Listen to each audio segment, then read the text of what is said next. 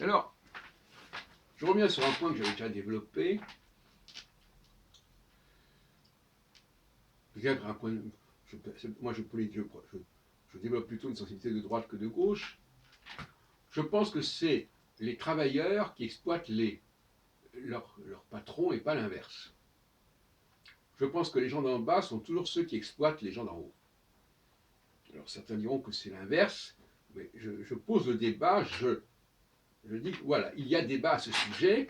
J'ai fait d'ailleurs l'autre jour un café philo sur le don, et on reçoit les enfants. Justement, je comparais un peu les gens de gauche avec des enfants. C'est l'image aussi du pélican, qui est un symbole de christianisme, et on voit le pélican parce que ces enfants veulent manger, il leur donne ses entrailles, un peu comme ça. Et donc finalement, il ne faut pas oublier cette espèce d'avidité des enfants, donc des gens d'en bas, pour qu'on leur donne, qu'on les remplisse, qu'on les nourrisse. Bon. Moi, ce qui est curieux, c'est comment on est arrivé à poser le problème à l'envers. Ça m'interpelle, voyez-vous. Parce que normalement, c'est comme ça que ça doit se passer. On reçoit des dons d'en haut.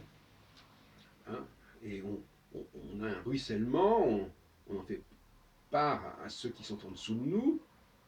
Et ce qu'on attend, c'est que ce qu'on a donné, quand quelqu'un enseigne quelque chose, il attend non pas qu'on le lui soit reconnaissant, qu'on lui en soit reconnaissant, mais que à son tour, ça soit transmis, que ça se développe, que ça se répande. Mais c'est la source, jusqu'à preuve du contraire, c'est la source qui est le point de départ, et tout dépend de cette source. Bon. Alors, par quel raisonnement un peu alambiqué on arrive à nous faire croire que ce sont les travailleurs qui sont exploités, j'arrive pas, j'ai du mal à comprendre, j'aimerais bien qu'on m'explique.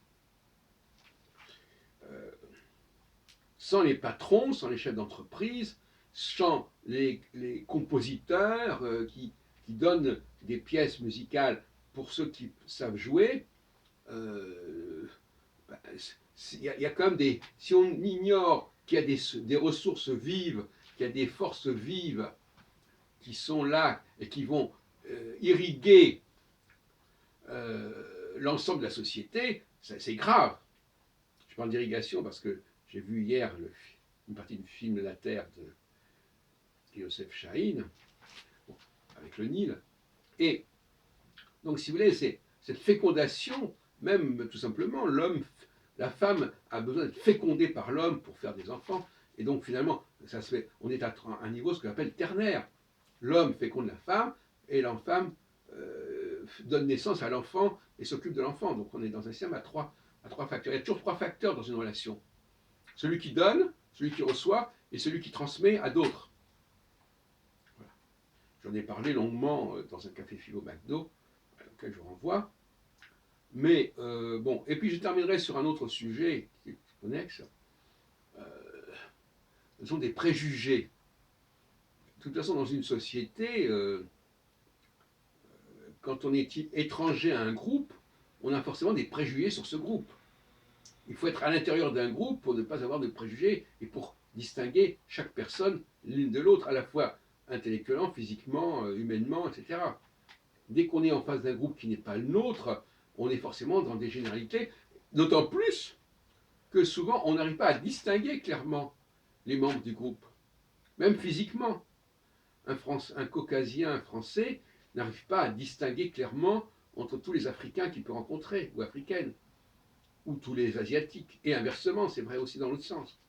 Donc, comment ne pourrait-on pas avoir des préjugés et des généralisations sur des populations d'un groupe auquel on n'appartient pas et qui ne nous apporte pas toute la lisibilité qu'on a avec son propre groupe? C'est tout à fait normal. Donc il ne faut pas commencer non plus à créer des faux problèmes et des faux débats.